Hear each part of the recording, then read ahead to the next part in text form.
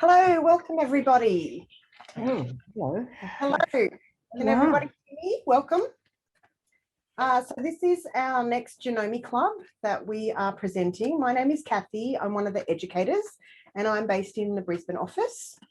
And today we are going to be going through a few things. We're going to cover how to thread your machine. We're going to cover some basic maintenance that you would want to carry out on your machine. And I'm also going to take you through putting in a concealed zipper. So first of all, I'm going to be sewing today on a Memorycraft 9450 QCP. It is one of our Horizon platform quilting machines. And if you've got any questions today, please feel free to place them in the chat. One of the other educators, well, a number of other educators are monitoring the chat and we'll respond to you. And if you've got any further information for today's session, please see your local Janome stockist, or you can visit janome.com.au. So let's get started. We're going to thread up our machine. So we're just going to go here. So I've got my thread here, and depending on what machine you've got, you will get certain spool cap holders. I just grab out other ones. So depending on your machine, you will get a variety of spool cap holders. We have a small one. Get it so it's in camera. So there's your small. And then we have a larger one. So that's for larger cones of thread. And then we have another one, which we call our special. And that's the little tiny grey one. If you don't have all three of these, you can purchase them from your local Janome store. Today, I'm going to be using the special one, which is the little grey one, because I have got a roll of, this is just Resant thread, and it's got a very small little tube here, and my little spool cap fits in there. If I was to use the large one, if you can see here, it is larger than my actual spool of thread. So as the thread comes off that, it can adjust the tension. So the actual tension that's set on your machine can get adjusted if you've got the wrong spool cap on. So we are going to place our thread on and put our little thread stopper. So that's our thread sitting in there. Then I have a tail of thread here. You can probably just see my little thread. Now on all Janome machines, we do number and diagram. You can't quite see on this one because it's an embossed finish on the machine, but it will have numbers on there. All of the machines are the same, that if it's got a dotted line, that is for, oh, there we go, we can see that. If it has a dotted line like this one here, and the dotted line then goes around there, that is always for winding your bobbin. Whereas the solid lines, well, I've got a still don't hear it. Well, it's not turned on down here, so how the hell can you possibly? I have. Sorry about that, everybody. I'm just going to mute everybody. So on all the machines, if you see solid lines, they are for threading the machine. Mute on here. Solid lines are for threading the.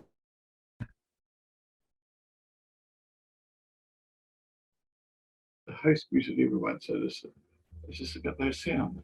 I've got sound in there. I'll go back because this is just bloody stuff.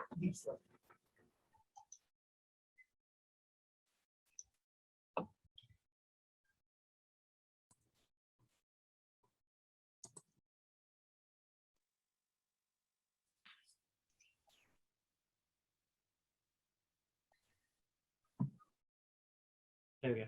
Now you're right. Now. Okay. Where did I start from? Start from where? Start from the beginning? No, start from your bobbin winding. Okay. So on all the Janome machines, there will be a diagram on the top of them that shows you the threading. Your solid lines. So I've got here a number 1, a number 2 that goes around. My number 3 is down further, and then I've got a number 4 up here. So solid lines are for threading your machine, whereas dotted lines, so I've got a dotted line that goes across here, and then a dotted line that comes around my pretensioner here for my bobbin winding. And you can see there's a little embossed bobbin picture. So that way you can always tell which channels you need to take depending on what you're doing, whether you're winding a bobbin or threading your machine. Now, the other thing, I'll get Peter to go to this camera over here. So on this machine, I have a locking stitch, a lock button. So this key, it looks like an actual house key. So that's one of the things that you need to press if you have that on your machine, to be able to lock it out, and that is a safety feature. And I don't know if Peter, yes, if we go to camera 3. So the first thing that's, will put your needle and take up lever. Your take up lever is where the thread channel goes up here, is you can push your needle into the down position and then into the up position. So that's the first thing you want to do if you've got that button. That way I know everything is set here perfectly for me ready to thread. Then I go over and I'm going to hit my lock key. So I've got my locking key here. I'm going to lock the machine. That will put the machine into the, so it's lowered my foot on this particular model. It has opened up my tension discs, which sit in here. So now my machine is perfectly ready for me to thread it. So I'm going to take a length of thread. I know it's very hard to see sometimes. And I like to sort of hold on to it at this end near my spool, and then I'll put it under number 1. I'm going to go around number 2. That's where it's telling me to go. Now, right here is where my tension discs are. So the first time the thread goes down, you've got your tension discs. That's what controls your stitch. And if your thread doesn't go in there properly, it can be sitting just on top and you'll get loops and your stitches won't form. So depending on what model you have, this machine, which has got the auto foot lift, it has put my foot down. If you have one of our smaller machines, you will need to make sure your foot is in the up position, and that will always leave these open when it's up. I'm then going to come down and I'm going around my number 3. I'm going up to number 4. You can see there. So I've that little silver part there. If we can take that light out, we can open our door. There we go. There we can see it now. So this is our take up lever.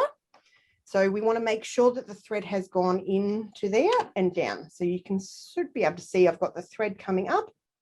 It's looped around because I followed around here and it's going down. Then we have, depending on your model of machine, you'll have various different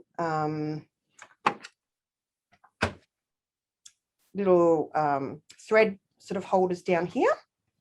So on this machine, I have got here where it's got number 5. So that's what I'm up to. So I'm going to go through this thread guide here. Then the last thread guide is always the one that is right on top of the needle. So that's number 6 on this machine. And you want to pull it all the way over to the left. Then this model here also has a number 7. I don't know if you can quite see that. Number 7 is for my needle threader. So I'm going to put it into number 7 and I'm going to pull it round to the side. And on the side here, we have a little blade and I'm going to cut the thread off. I have an automatic threader on this machine. So putting my thread through this number 7 channel has placed it in exactly the there's a little V holder that holds the thread in it to allow it to thread. And so for me I've got my threading lever here. Depending on your machine, it may be up here, it may be underneath, and it may be a button on the front. So it's just one action down and up, and that will thread your machine. Don't know if we can quite see here. I'm just going to zoom in. So you can see here, there's my thread. It has looped through to the back. So I'm going to do this again so you can see. You're just going to do it for me. There we go. Down and in, and there's my thread. So it loops through, and then you can just pull that little loop out. And my machine is threaded. For your bobbin, you need to take off your little bobbin cover for a top loading machine. So on my little door, You can got you that. get it? Yep. You can see here that we have a little diagram. So that will show you the way that the thread comes off to be threaded. So this is a really handy if you're not sure which way to put your bobbin into your machine. If I had my bobbin in this way, my tensions wouldn't be right. So you need to put it in the way that it says on the diagram. So my thread is coming off to my left. Going to unlock my machine. Oops, we lost a camera.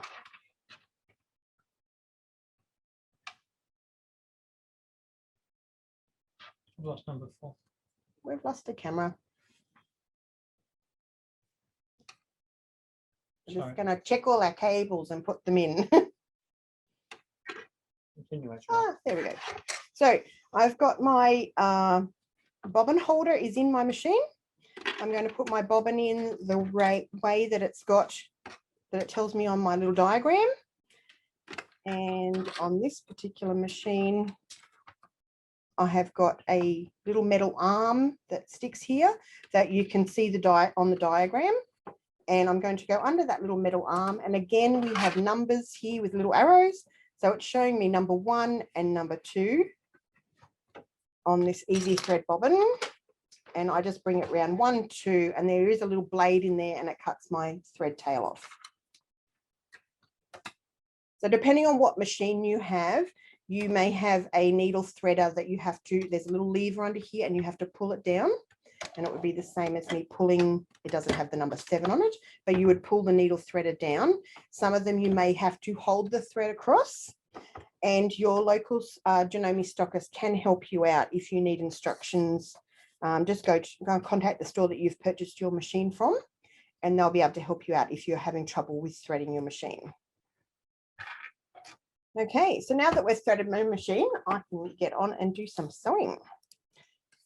So I will get, which one? I'll get Peter to fix up one of these cameras so we can show you all our different zipper feet. Now, if you do have any questions, remember, please put it in the chat. And here we go. The camera, we're on this camera now. Okay, here is a variety. Let me get them all in screen. A variety of Janome zipper feet. Yours may look like this, or they may look slightly different. It just depends what model you've got and what size your machine is.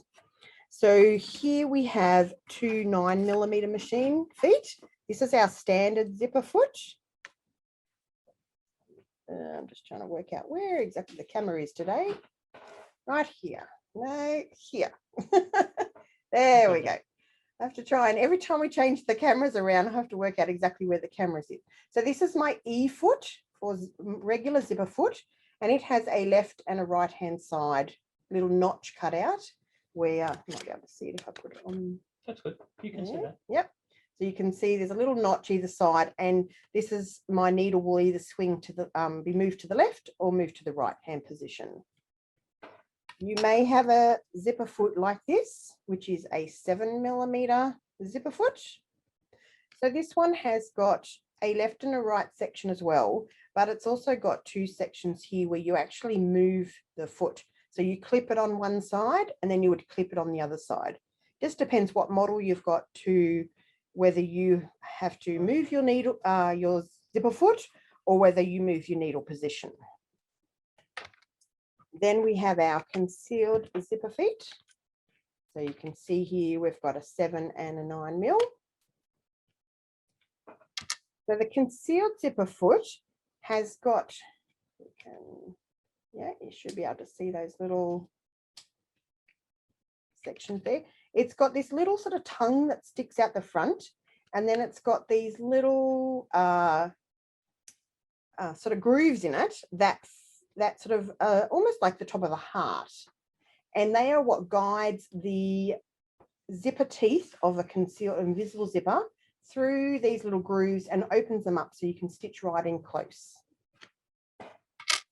You also might have a adjustable zipper. So this is another zipper foot that we do. This one you adjust left and right by loosening off the screw at the back, and then you move it left and right.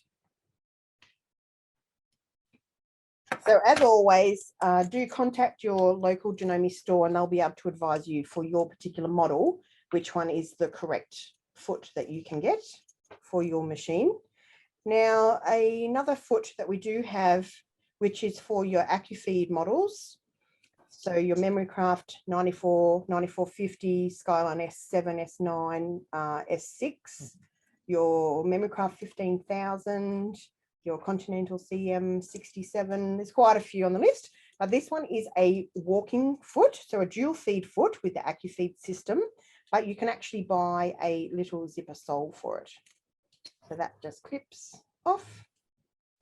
This is the single holder and the zipper sole. This is the ED sole, and that just clips back on, and that allows you to use both the functionality of the walking foot, the dual feed, with your zipper attachment. Really good for doing bags and anything that's got a bit of thickness to it, like quilted items or things with foam.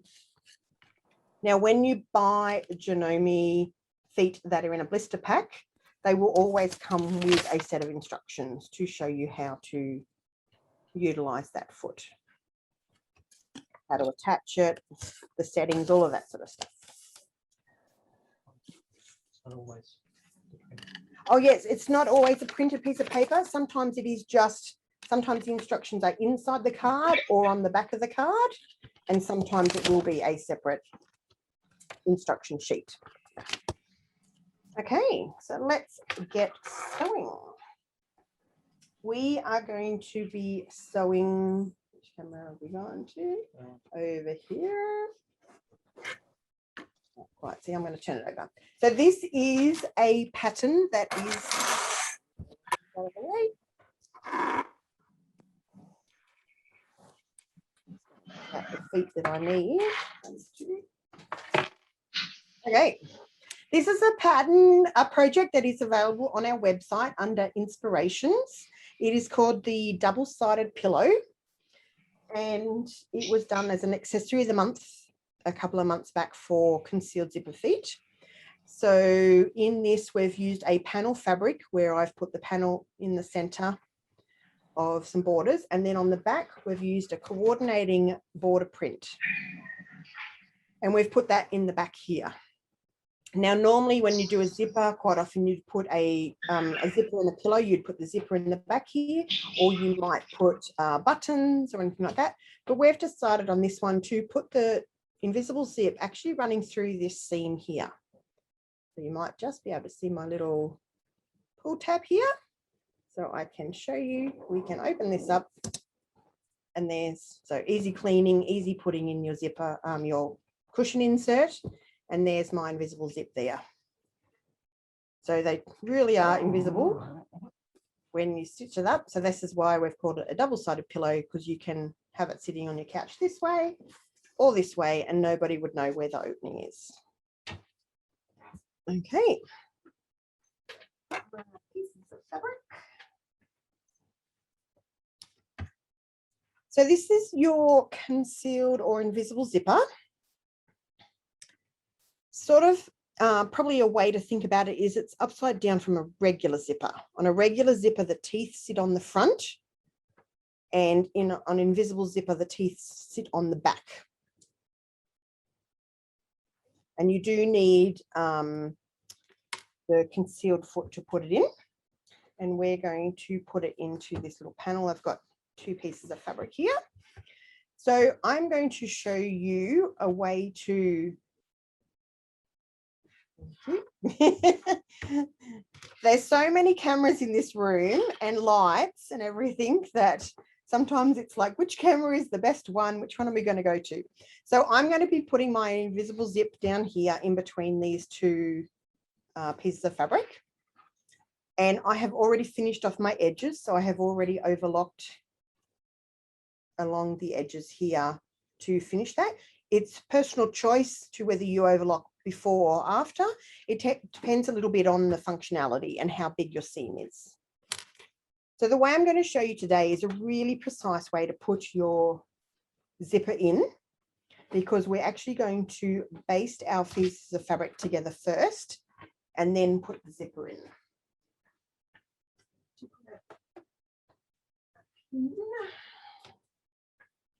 Okay. So the first thing you want to do is determine how long your seam is, and that might be determined about if you've got a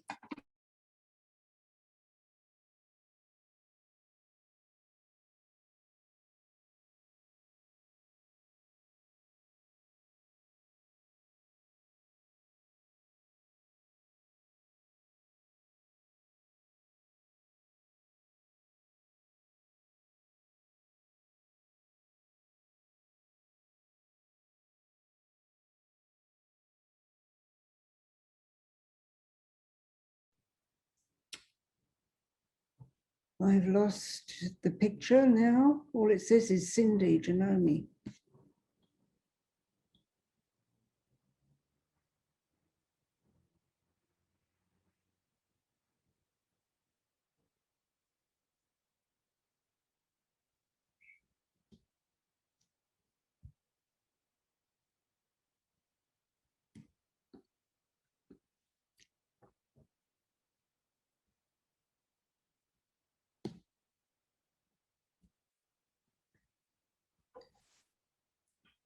Why have I lost the tuition screen?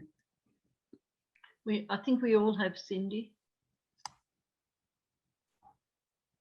Ah, Maybe you should sing us a song. Yeah, we've all lost it. I think they're just. Can anyone hear me? I can hear Yeah. someone. Yeah. Yes. I can hear. So Melissa. I'm Melissa. Yeah, I'm Melissa from Janome.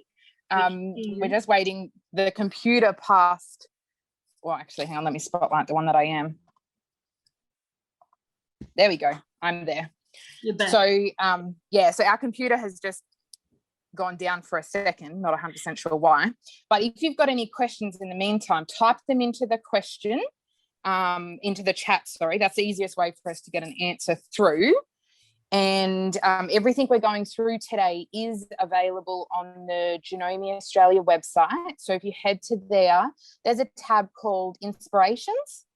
If you click on the Inspirations section, that will bring up a whole heap of projects, hints and tips about a lot of the machines. I've seen a lot of people are asking about overlockers. There's some good little posts about what to use your overlocker for, how to best use it, what different needles to use for your machines, everything like that you can get from the inspiration section of the Janome website.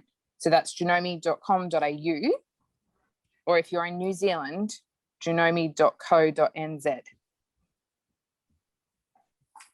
Okay, we appear to be back up and running, so let me go quiet for a second. Mute myself again too. Yeah. oh, now you're back.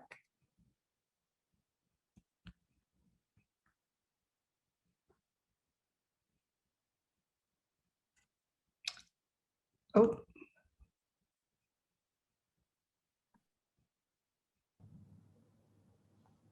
hello. Can everybody hear me now? Are we back? yes, but we have no vision. Oh, we've got no vision No, now. that's fine. There you go. Ah, there Okay. we go. We're back up and running now. Oh, yes. Ah, okay, let's get back into it. I'm not 100% sure where we stopped, but we Start haven't. From about there. Yeah, so I have already finished my edges with an overlocker stitch. You could either use the overlocking stitch on your machine, or I've used the Air Thread 2000D. I have got a zipper that is longer than my opening. So I have got my opening here is got like probably 1.5 inches either side longer than the actual opening. I'm only going to be stitching to here, and you can see I've got I'm only going to be stitching to this little, I've made a little mark here 2 inches in from the edge. So my zipper is about 1.5 inches, 2 inches longer. So our first step is regular sewing foot on, so my A foot. And on the screen of my machine, because I have got sewing applications on this machine, 4, because I've got sewing applications on the Memorycraft 9450, it has steps out putting in the zipper for me. So I can go into my t-shirt, I can go into zipper, and I can choose a concealed zipper.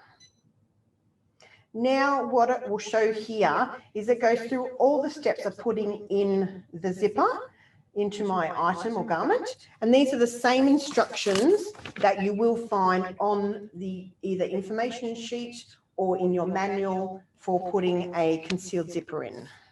This is a really precise way because you sew the seam first and then you put the zipper in, and so it is really good for when you've got a seam. So you might need to match your like a waist seam on a garment, or you might have stripes that you want to match. Okay, I'm just going to put a few pins in my seam here. So the first step is I'm going to sew the actual seam of the item. So it might be your garment, or like this, in this case, I've got a pillow. On this one, I need to close off both the top edge and the lower edge. I'm going to sew a 1.5 inch seam. Foot pedal. A foot pedal. We can. Oh, good that we don't have a foot pedal to sew. I'm going to sew with my start stop button today. I'm going to turn my speed down a little bit. I am sewing with a 5/8 or a 1.5 inch seam allowance. Now this particular model does drop my foot down automatically as I start to sew, and it will automatically do my little back tack. So I'm going to get it to a good speed that I like. And I am sewing along.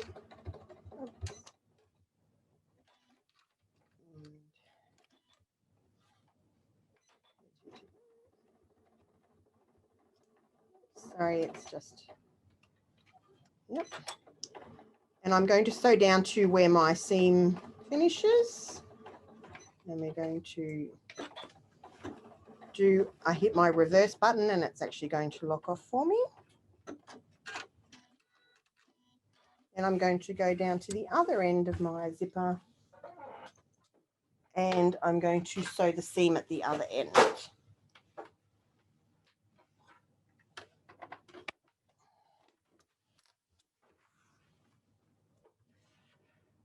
So I'm lining up, I'm moving my needle out of the way, lining up with my needle plate. Markings on here, I do have my 5/8 of an inch there, and I'm going to sew. The machine automatically does the back tack. I can now speed up a little bit because I'm on the foot pedal. And when I get to the end, I hit my reverse button and it sews a lock off.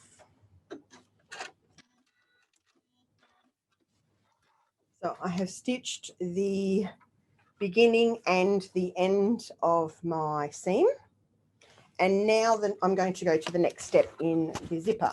So the next step, it says, is basting. So this is actually going to baste a stitch along the seam. So basting stitch is a slightly longer stitch that you pull out when you're finished with it. It's to hold everything together.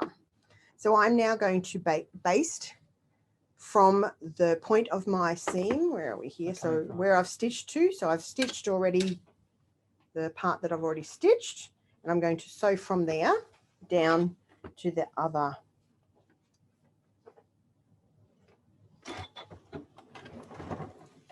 end of my seam. So a basting stitch is a larger stitch. So if you don't have the sewing applications and you're doing the basting stitch, you want to put your stitch lengths up to 3.5 or 4.5. And then we're going to cut off there, and you don't want to lock that one off. You're just going to leave it open because that's just going to stay there and hold everything together for us to put the zipper in.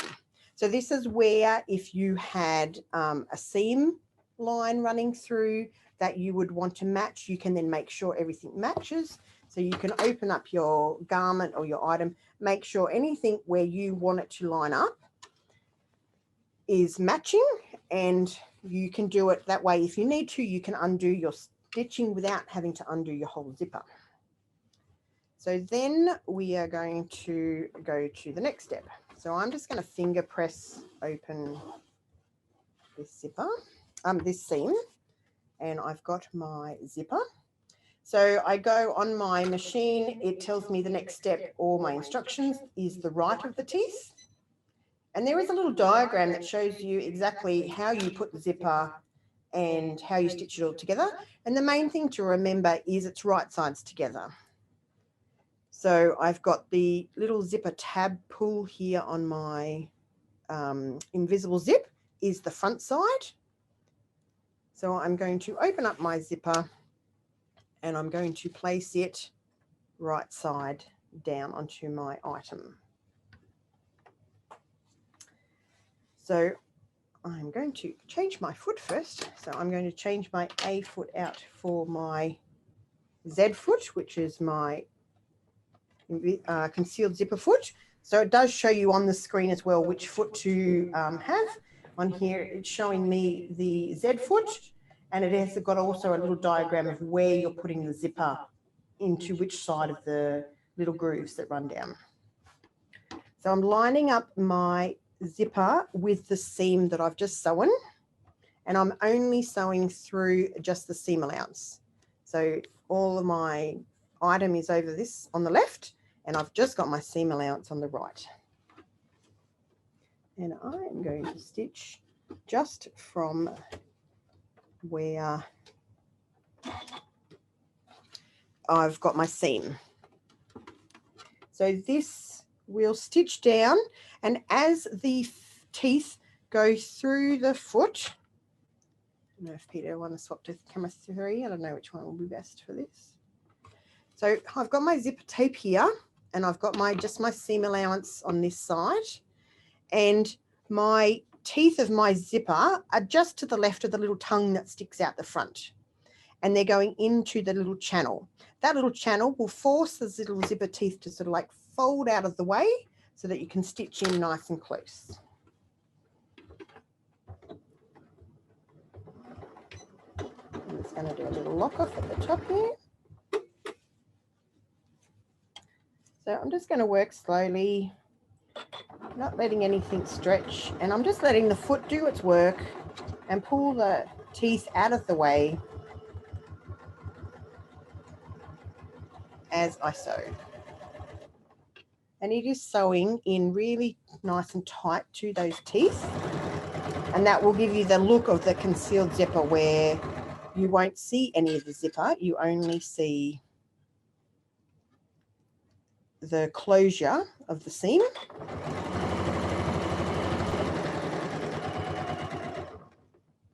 So we sew to the other end, which is right here for me. I'm going to lock that off. I'll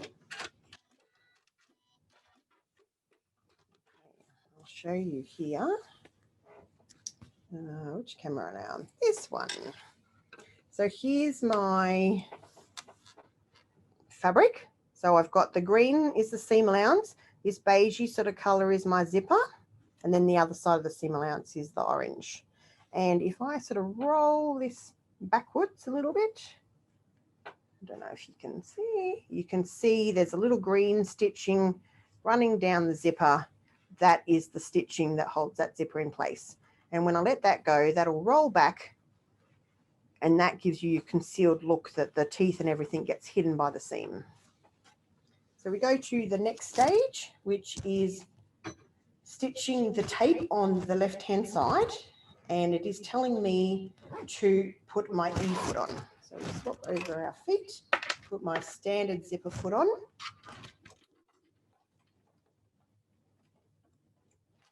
Number E.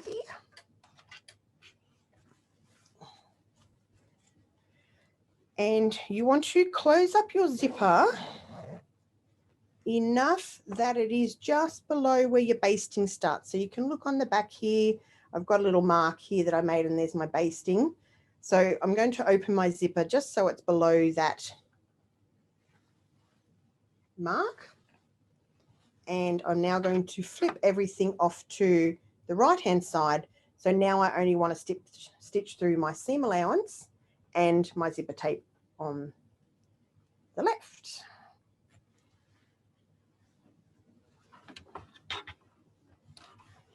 So this is just holding the zipper tape in together so that I'm just trying to find where my little start point was. Right there. This is a really, there are quicker ways of putting a concealed zipper in, but this one is the most accurate because you are sewing that seam first. You get that accuracy of being able to have everything held together first before you sew the zipper in. So any changes I need to make, I don't have to be pulling out my zipper if my seams don't match. Whereas the other way, which is the instructions that come with the zipper, and I want to stop where my basting stitch goes to down this end. And just stop there. So sewing this left-hand side, that's sort of like a basting stitch as well, but it's holding the zipper in place before I sew my teeth. So the next step is to pull out our basting stitch. No, sorry, I missed one step. Yep. I need to go to my second page and I'm stitching the tape on the other side. So this is now just echoing this step. You can skip if you wanted to, but it does neaten up your seams and everything. So I am stitching down the right hand side of the teeth. Again, I'm only going through the seam allowance. I'm not going through just the zipper and the seam allowance. And I'm going to stop again at the same level of where my seam, you want to make sure this little tail is free and it's only stitched down to where the seam allowance, where you did your back tack seam allowance. That needs to be open for a future step. So now I'm going to take out my basting stitch so I can come in here, pull my basting stitch, and because it's a long stitch length, really easy to pull it out. Just give it a good tug. Might need to go to the other side. You could use your seam ripper if you like using one. I'm a bit of a, what I call a clean unpicker, that I like to take all my threads out.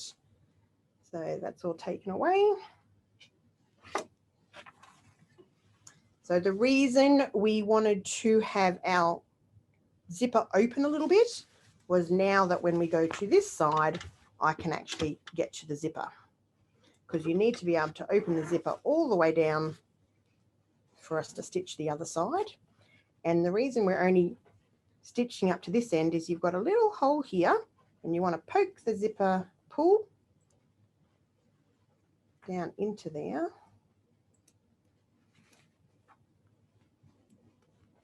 And open it all the way up. So this is also why you want your zipper longer, because we need to have this little section open so we can stitch all the way down the other side.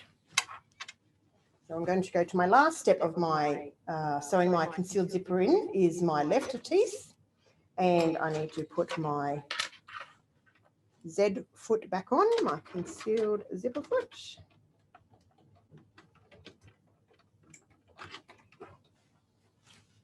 And we are going to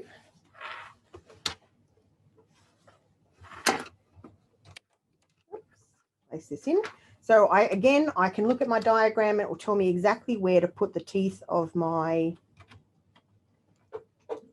zipper into the, I'm now on the right hand side of my foot, and I'm going to make sure the other side is all out of the way and we can stitch down. You just want to go a little bit slow right at the start,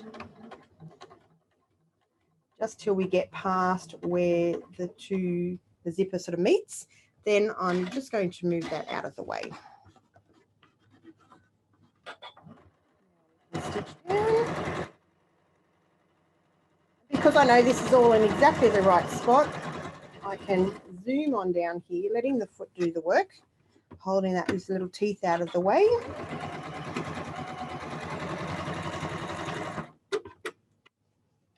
And we want to stop at the bottom here.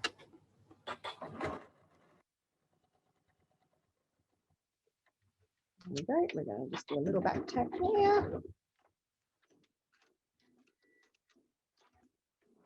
Now, as long as you've stopped your stitches where you have stitched the tape onto either side, back here, you'll have a little hole there where you can pull your little zipper pull out, and then you can pull that up. And if we flip to the other side, we can see there's our concealed zipper. And you can zip this all the way, and you could imagine if that is a side seam of a skirt or in a dress. Where are we here? There we go. You can't see any part of the zipper there. Give it a nice big good press. All you really can see is just the little tab that sticks out at the top. So that hopefully will be a couple of handy hints to help you put your concealed zippers in with your concealed zipper foot. And I'm just going to quickly run through for you as well, because I said I'd cover just some basic maintenance of your machine. So the main issue that we find with people is that they don't clean out under their needle plates. So on this machine, I've got a lever to lift up my needle plate, pull it out of the way. If you need more room, you can take your foot holder and your needle out, depending on what you're doing in here for safety. And I am just going to find my little brush that I had here. So you will then have your bobbin. So there is my bobbin out. Then you've got a black disc that sits in under your needle plate. Your needle plate may be on with screws. It may be a magnetic one if you've got the Continental that pops off.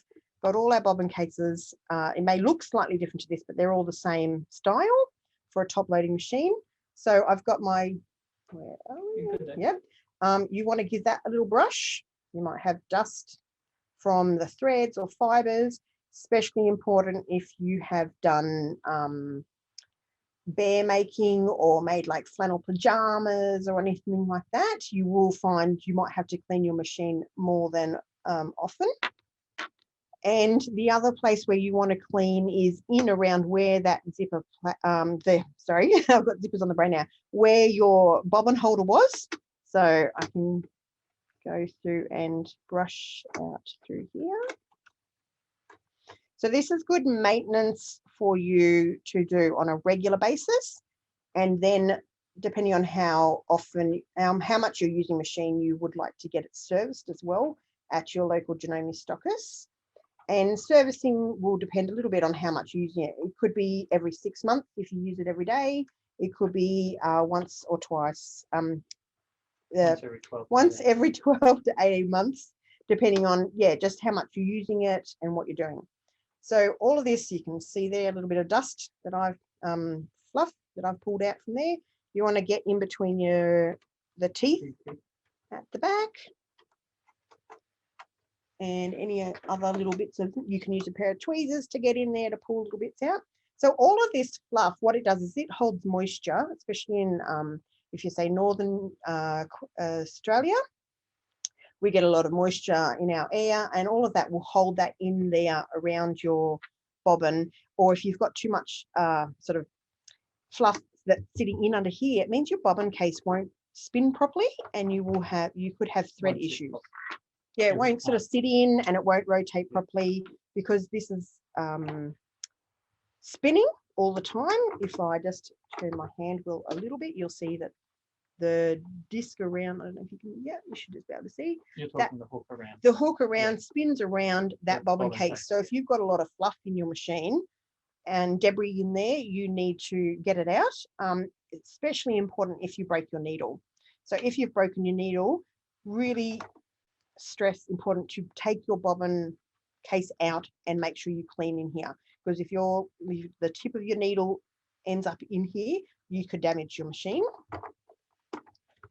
And when you get it serviced, they will take all the covers off and clean all the machine for you. But that's your general maintenance that you want to do on a regular basis. And then I can just put my Bobbin case, hook needle plate back in place. Too many things for me to be talking about today. So as I said earlier, please feel free to ask any questions in the chat. You can also, as we said before, visit your Janome store or go to janome.com.au, and I will show you again. Here's this lovely little cushion that you can make any size you want. This one's got a little flange around here. We've got the concealed zipper in the back to make it double-sided, remember? And our next Janome Club will be on the 15th of April. So it is the third Thursday every month that we will be running these sessions. We've got a variety of topics that we'll be covering over the different sessions. So please feel free to come along. It is the same links for the same link for the meeting, but it will just recur every month. So I really hope that we can see you then on our next club day, and thank you very much from all of